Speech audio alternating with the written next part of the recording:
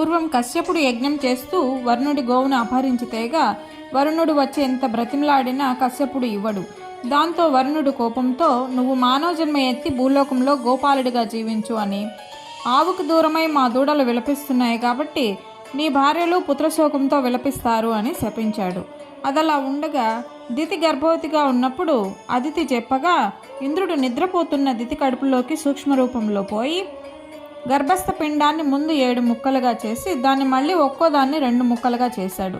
దితి తన కడుపులో జరిగే గందరగోళానికి మేల్కొని జరిగింది గ్రహించి కోపంతో ఇంద్రుడి త్రిలోకాధిపత్యము నశించుగాక అని, నా గర్భస్థ శిశువుని 7 ముక్కలుగా చేయించింది కనుక అదితి సంతానం 7 పుట్టగానే నశించుదురుగాక అని, అదితి కారాగార దుఃఖం అనుభవించుగాక, పుత్రశోకంతో కృషించుగాక అని శపించింది.